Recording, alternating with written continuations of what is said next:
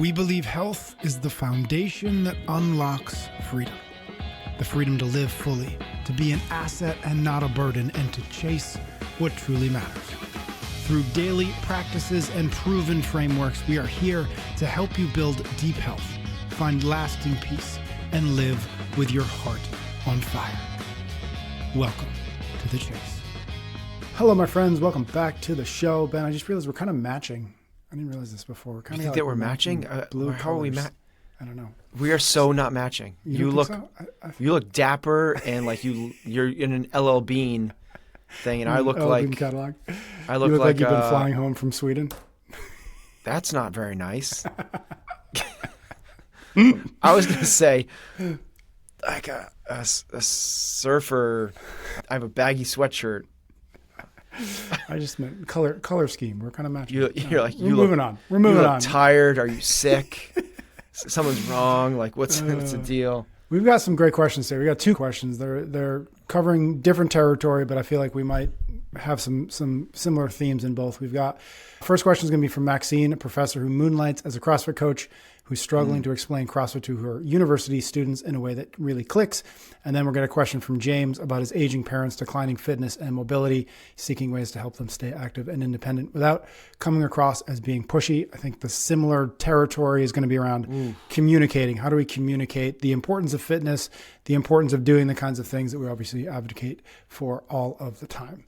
So we're just going to jump right into the first one. We're going to do Maxine's questions first. Here's what she sent over. My day job is teaching marine biology and marine management courses at a university, while my passion and side gig is fitness. After falling in love with CrossFit in 2017, I became a coach in 2019. When things reopened post-COVID, I shifted my focus entirely to CrossFit and now am a level 2 coach at my local gym. When introducing myself to new university students, I always mention my fitness interests and coaching, as I find it often creates meaningful connections. Recently, a student approached me after class and said, I've heard about CrossFit before and think it looks cool, but I've never understood it. What is CrossFit exactly? Though I attempted to explain it without using the standard definition, I felt somewhat embarrassed because I don't think I explained it well. My question is, how do you explain CrossFit in a way that quote unquote normal people would understand? We don't talk to normal people anymore, Maxine, so we have no idea. Maxine, yeah. Get out of the marine. What the heck is marine? I know what marine biology is. What is marine management? You're like making sure that all the lobsters are in a line. And you're making sure like all the clams are like opening and closing at the right time. All the fish are swimming in the same direction. Yeah, all the fish are in their schools and they're making sure they're sitting at their desks correctly. Marine management. I think you nailed it. I think you got it. That's what's in my head. Not rolling her eyes at you right now. What do you think? I mean, we've been trying to explain this to people for years. What's the best way to do it? It's a good question because the jargony answer is it's constantly varied, functional movements performed at high intensity. Mm-hmm. It is measurable, observable, and repeatable. Mm-hmm. That's going to get more of like raised eyebrows and and checked out people. Yeah, exactly. The easier way to explain it is a combination of weightlifting, body weight movements, and cardio into a singular workout that's different every day. Mm-hmm. I think that's the easiest way to say what the thing is. Whereas most people go to the gym and they either do strength or they do cardio and they do the same thing every single week. It is the opposite of that. It is the combination of the strength and the cardio into a singular workout, and it's going to be different every time. Mm-hmm. That's the easiest way I would explain it to somebody. If you want to get into the next layer of it, you'd say that people do it at gyms in classes that are an hour long that are led by a coach. That's kind of like the next sort of layer of it from there. And the next thing I would say is, and then there is also the sport of CrossFit. So they understand that. There's also the sport of CrossFit, which is different than what they do in the gyms, but people compete where they are racing each other to see who can do it the fastest. What would you say? I have two things. I'll answer that question first, and then I'll throw another question out at you. So one thing that I thought about with this question is years ago, it's been a number of years since I've done it, but years ago I would work with gyms on branding and marketing, and I'd often rebuild their website. And so when I saw this question, the first thing that popped into my mind is a page on almost every single CrossFit affiliate website. There would always be like the what is CrossFit page, right? And everybody wants that page, and everybody would ask me for it. And instead of building a page that said, constantly varied functional movements performed at high intensity, etc., all the words that you already said, the jargon, I would write this. So there's 3 principles of CrossFit. Number 1, have fun. We believe endless repetitions of the same mindless exercises isn't a recipe for success. That's why every day in the gym challenges us with different movements and a variety of tests. Principle number 2, move naturally. We believe fitness should be more like life, more picking things up and putting them overhead, more chasing, more getting ourselves off of the ground. If it's going to happen at home or on the job site, we want to practice it in the gym. And principle number 3, work hard. We believe that good things come to anyone willing to put in the effort. Simply put, getting stronger, losing weight, and regaining lost confidence all require we get a little bit uncomfortable. We embrace that. So that was my constantly varied functional movements at high intensity. That's what I tended to at least try to convince a gym owner to replace that with. Yeah, I think that's similar to the way that I laid out what I would have put in plate, what I would have added to mine is where I said it's a combination of strength, body weight movements, and cardio. I like what you said there is, and it's not done with machines. I just make it that as simple as that. Yep. Right. Because when you say not with machines, it's like, okay, I think anything more than that gets a little bit more like in the weeds. I don't think you need to say that like they're compound or anything like that. We shy away from isolation. Anything gets a little bit more complex, we lose the power of the simplicity. Yeah. And I like the idea of the way you took where I said was it's different every day. You roll that into we try to make it fun. Yep. Right. Exactly. We believe in having fun. Yep. So I like that framework. If we were to say that, if I was to reframe mine now, I think I would say it's a really fun way to train. Start with that, where we combine strength training, cardio, and body weight movements into one workout where we don't use any machines. It's just free weights and you moving your body. And it's different every single day. Every day you come in, it's a little bit different. Yeah. If they have a follow-up question, that's the elevator speech. Follow-up question is then I would go into hour-long classes led by a coach. So my second thought with Maxine's question that I'll put back to you is, I think when people ask, or, in the scenario that Maxine sent us, where it's like somebody like, I've heard of CrossFit, what is it? I think really what they're asking is it for me? I think that's actually the question people are asking when they say, well, what is this? Like, explain this CrossFit. Really what they're saying is this applicable to my life? And so I'm going to throw it back to you, which is like, when you get somebody into a conversation like this, whether they're at the gym or, you're at the airport or whatever, you're talking to them about what you do, and they ask you about it, like, how do you want it all? Or if you don't, how would you begin to talk about it in marketing speak as benefits and not features, right? Features are to a degree compound movement, the class, the environment, et cetera. But the benefits are really what people are looking for. So how would you present the benefits to somebody who had a rough understanding of what you did in the gym, but needed that question answered, which is this thing going to be for me? It's not very helpful to talk about something by describing what it's not. But I might start there. Yep. Right? It's not very helpful to say that a cucumber is not a garden hose, right? Is not a hot dog. Right. But at the same time, it is a little bit helpful to say what it's not, in the sense of people have a preconceived understanding of exercise. And I think what we need to do a little bit is dispel the traditional. It's less now than it was certainly 15 years ago. Yep. Right. 15 years ago. And this was the MO of CrossFit. It was very abrasive. It was the old way doesn't work. Our way is way better. Yep. That's not really the approach now, but it would be helpful to say, when someone says like, is it for me, of of laying it out in terms of, you said, more the benefits than the features. What I would start with saying is like, it's not just about becoming a better runner. It's not just about becoming stronger. It's not just about improving your flexibility like yoga. It is about taking the benefits that each of those have, better cardio, better strength, and better mobility, and wrapping them up into a singular program.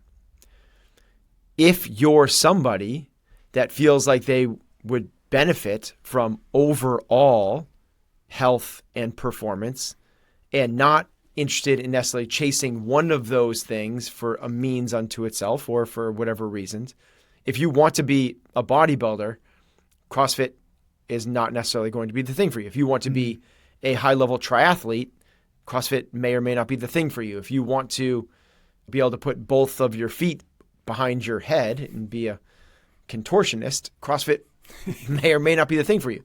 But if you want to have a more well-rounded approach, if you want to have high levels of strength and high levels of conditioning and improve your mobility, then you kind of have to go, backing up. If somebody would say, is it for me? They belong. The first thing I would be like, well, you tell me. What are your goals? What do you want? What are you looking for? And whether it's, in fitness or life, I don't know if it's going to be for you. Tell me why you're considering it. What are you doing now for conditioning? And why do you do that? And I think what most people will find is that they are doing something not necessarily knowing why they're doing it. Yeah, I think that's spot on. Yeah. And it's like when I was doing triathlon, not because I wanted to be better at triathlons, because I thought it was the pinnacle of fitness. I thought it was the highest level that you could, who's fitter than an Ironman triathlete? Right. And that was back in 2004, before CrossFit even hit the mainstream. When I found CrossFit, I was like, oh, that makes a whole lot more sense.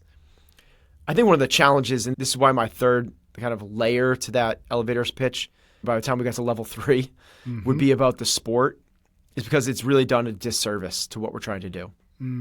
As much as it helped elevate the game, it helped elevate the brand from 2012 to 2016, I think it's really been a detriment for the last 6, 7, 8 years.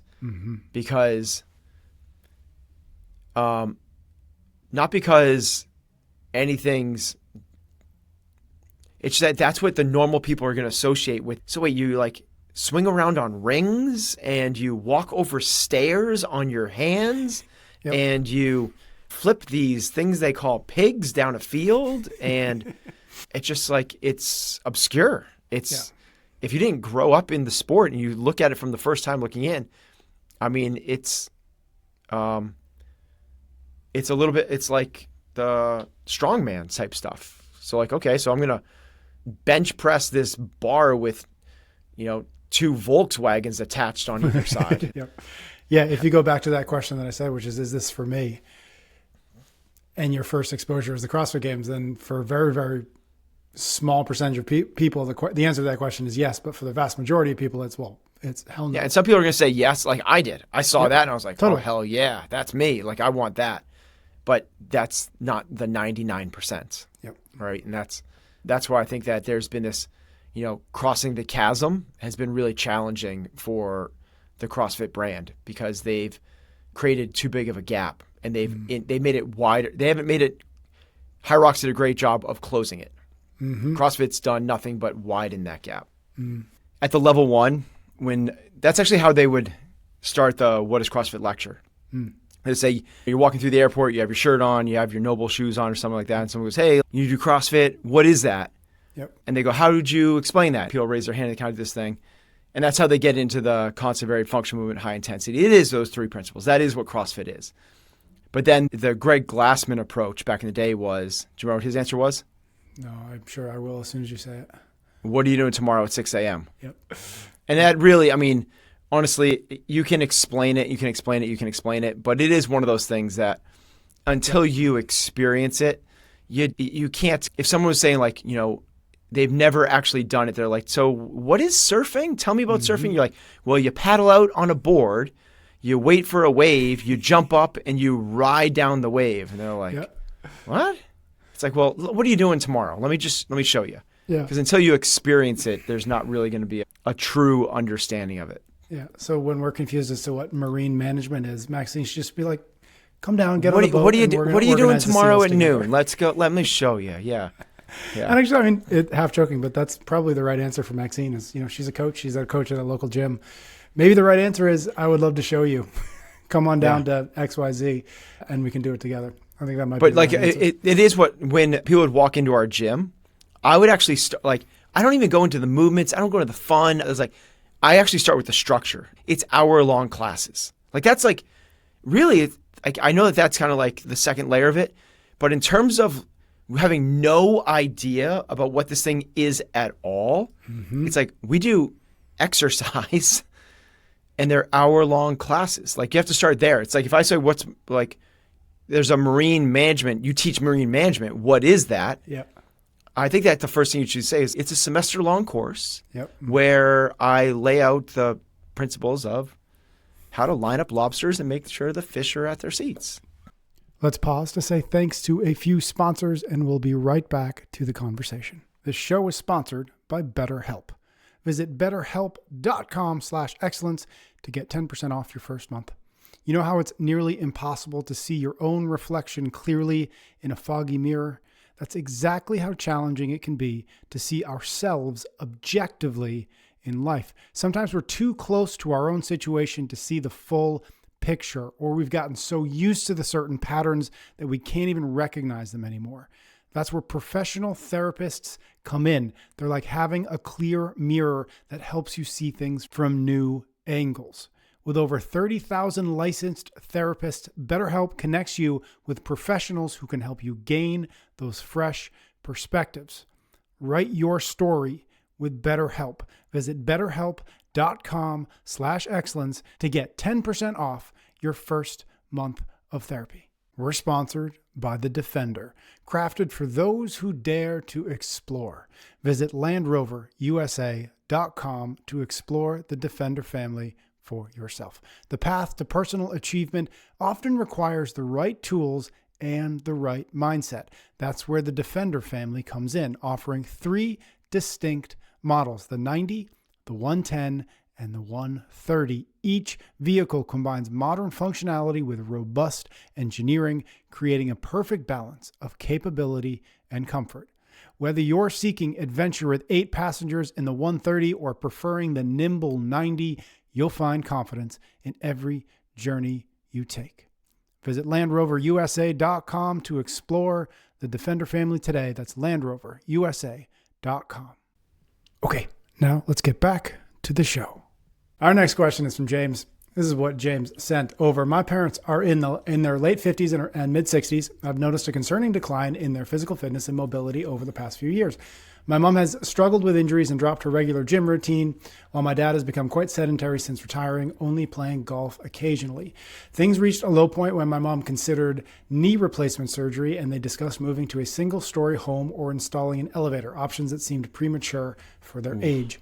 This situation was significantly affecting my mom's mental health. I convinced her to work with a personal trainer as a first step, which has helped her in recent months. However, I've had less success motivating my dad. I worry about their ability to stay active and independent, especially with potential grandchildren on the horizon.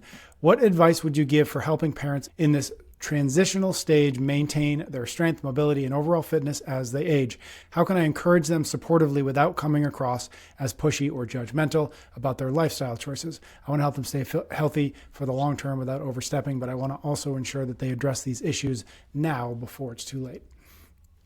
So there's obviously some communication questions here. And then if you feel so inclined to actually talk about the training element too, I think folks would enjoy that. But where does your brain go first? The first place my brain goes to is I feel compassion for the parents. I think this is the generation that's getting screwed over the most. I think that we are probably less fit than the 50 and 60-year-olds. We're in general, in terms of like obesity levels and chronic disease and diabetes, we have it worse. But we at least are a little bit more knowledgeable and aware. Yep. And while the generation below us is even less fit, the awareness around it is at an all-time high. Like there's never been more awareness of it. So I feel like that this generation is just kind of like, it's just we're living in a sick society, and they're not doing anything necessarily wrong. They're just kind of doing what everyone else is doing, and that's what leads to decrepitude and chronic disease. They're just part of this mass tide that's either coming in, it's going to flood us, or going out and going to leave us high and dry, whichever way you want to shape that analogy. So that's where my first thought goes is I feel bad for James's parents. And I feel bad for James because James is obviously like one of us, and it's a huge part of James' life and his value system, and I totally align with it. So to your point, I think that, it's a communication thing, right? Mm-hmm. I don't have the right answer or great answers, but I can, the way that I would do it is by first and foremost doing it yourself, showing them what it looks like without being obsessive. Because if you are living it, but you are obsessive, you're unrelatable. Mm-hmm. If you go to their house and you're not having their salad dressing because there's hydrogenated vegetable oil in it, and you are eating your salad dry, if everyone else is hanging around by the campfire at 10 o'clock at night and you're going to bed at 8:30 so you can get out and do your 5 a.m. journaling yoga session followed by your 10-mile run and your 2-hour CrossFit session, they're going to be like, you're too far down. Yeah. You can't be related to. So it's back to that question I said before, which is this for me? Then you show them that the answer is no. Yeah, exactly. So you got to live it in a relatable way. So that's the first thing. You have to show how accessible this is. Because if it's not accessible, it's too far again over on the other side of the chasm. So that'd be my number one thing is exemplify it through actions in a relatable way.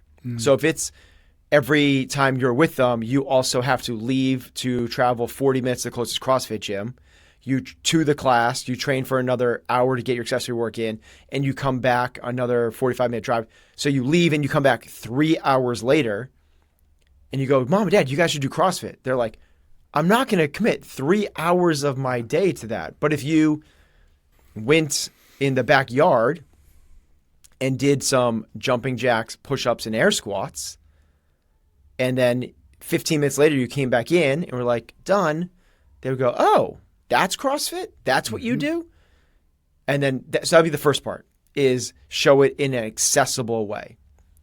Without preaching, without telling them to do it, without anything. So that's like you just have to have enough drips that the floor is a little bit wet, right?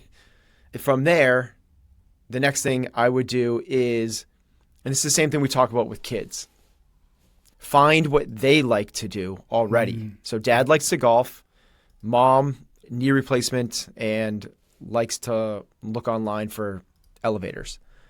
But find out what mom likes to do, whether it's going for walks, whether it's yoga, whether it's hiking or riding a bike, figure out what it is. When you're with them, do it with them. And then potentially like try to create an environment. This is the whole deal. Like environment's it's going to be the biggest thing, is create an environment which makes it easier. Mm-hmm. So Mom and Dad, have you guys ever thought about moving to those new condos on the golf course?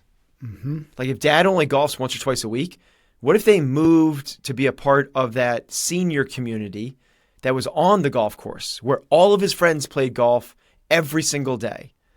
And then you encourage him to not take a cart, but to walk. That's phenomenal. Carrying a bag 18 holes a day, like every day. That's a solid ruck right there. Oh my gosh, that's phenomenal. Like that's 5-6 miles of walking with the bag every day. Like Dad would be killing it. And then mom joins, whatever it is, the pickleball, or the goes for groups on group walks, or she really starts to like working with this awesome personal trainer that she relates so much to. And so you find the thing that they actually like to do, and then James Clear stuff, just minimize the friction to making it happen. Like that's what you're encouraging. You're not encouraging to go do something different, do something that's outside of what they're already doing, or making a big, huge jump, 1 foot hurdles. Yeah. Like make it as easy as possible. And the way you do that is by you try to change the environment, which goes into the worst thing that they can do is go to the single-story house with the elevator. Mm-hmm. That's just making the environment even more sedentary. So I think James is spot on to like have that be a concern. I was just hanging out with some friends, and they live on the 6th story of an apartment building with no elevator. Mm-hmm.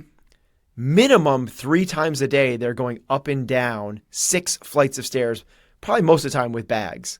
Yep. Like if they never went to the gym, just that alone is like ridiculously phenomenal, like activity levels. Mm-hmm. Like it takes minutes and minutes to walk up those flights of stairs.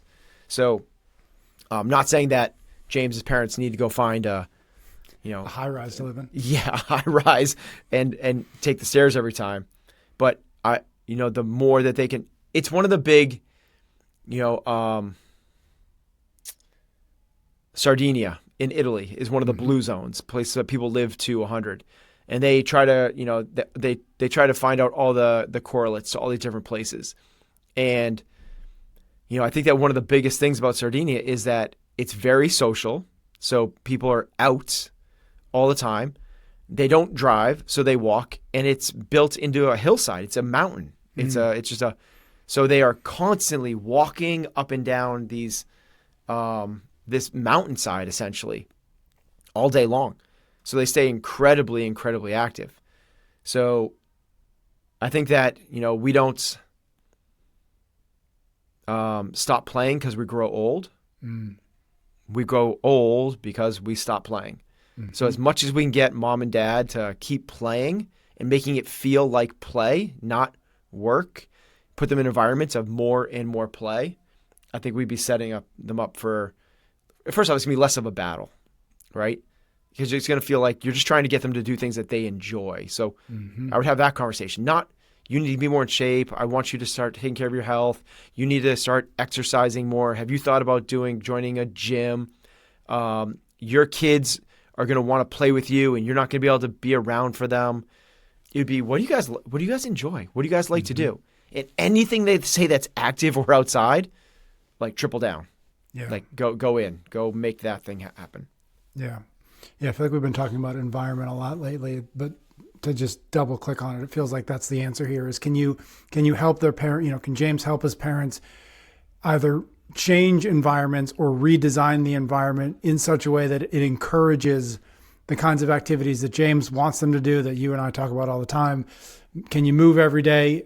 And I think the two things is like, can you get moving every single day in whatever form or fashion that looks like? It's 18 holes, it's a walk with friends, it's gardening, whatever it might be. It doesn't have to be a barbell, doesn't have to be Fran.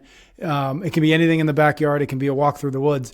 And then can you incorporate other people into it? Because I think that's one of the things that as folks get older, isolation becomes easier. And can you get your parents, can collectively we get our parents doing these activities with other people who will make it easier to do these activities? Can you find the friends, or can they find the friends to play golf with every Tuesday? And that's what my dad does. My dad plays golf in the seasons up here that people play golf. He plays golf 2 or 3 times a week, partly because that's where he meets his friends. That's where they meet up and they go play, and that's great. And so encouraging the relationships, encouraging the connection, encouraging again the environments that are conducive to making friends, keeping friends, and keeping moving, I think are the key things that I'm pulling out of this. I'm glad that you kind of pulled on that thread, because when I say environment, I went to the extreme of like, they move, right? That's a big one. Like asking them to sell and buy a new house on the golf course is the extreme. But as you pointed out, hey, doesn't your buddy Bill golf like 5 times a week. Isn't he like way into that? Yeah. Have you thought about whatever, joining his league? Have you thought about, instead of paying every time so getting like all the different ways that we can kind of like make the environment more approachable. Yep. So maybe it's a different, as you said, which I think is the right thing to do is, we talk about this all the time, but you're the average of the 5 people you spend the most time with. So, hey, Dad, maybe instead of not spending time with anybody, and maybe not spending so much time with your poker buddies, what about reconnecting with these guys that you used to hang out with, that used to do those things, and that used to go on the hikes or whatever. And I loved your idea of the gardening. Maybe Mom loves to garden, but she does it at the community center down the street. Well, Mom, what if we just what if we cleared out that back spot in the backyard? It used to be a playground that none of the kids are using anymore. It's an overgrown part where the shed is. What if I removed the shed and we planted a garden there? It's like, there's plenty of different ways that you can lower the friction to good habits. Yeah, I'm glad you said that. That was going to be my wrap up here, which is, I love that you said that, reducing the friction. How can we help? I mean, really, how can we do it for ourselves, of course, but how can we help others? How can we help our parents? How can we help our family see the opportunities where if you reduce the friction here and here, it would be easier to move more, to eat better, to see your friends, to build stronger connections, et cetera. Can you help show people where with a few tiny tweaks, maybe not moving entirely, maybe not changing your life, wholesale, but like a couple little tweaks here and there, you'd see your friends more, you'd move more, you'd feel better, you'd feel healthier, you'd see your grandkids more. I think that could be a really powerful way to back to James's question, which is like, I don't want to be too pushy. I think that'd be a really powerful way to not be very pushy and help open his parents' eyes to, have you thought about that? Have you thought about that? Have you called your buddy who likes to play golf? And just help encourage that sort of mentality, that sort of perspective. I think that could be an amazing help to his parents, to our parents collectively. Right. The other part is like leaning into what they already like to do. And that doesn't necessarily need to be just activity. Heather's, my father-in-law, he's like a tech guy. So when we talk to him about different health stuff, it's like, Dad, you should get a Whoop. Yeah. Like the tech things, like you should track your steps. Like he has spreadsheets for everything. So that's awesome. you lean into like the things that you don't ask them to change.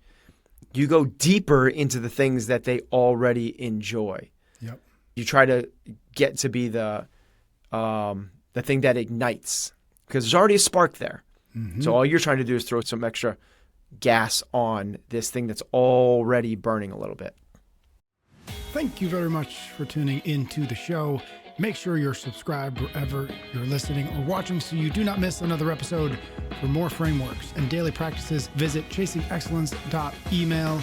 And don't forget to tap the link in the show notes for today's full listener guide, where we break down the key ideas and provide actionable steps to help you put them into practice. Until next time, keep building health, finding freedom, and living with your heart on fire.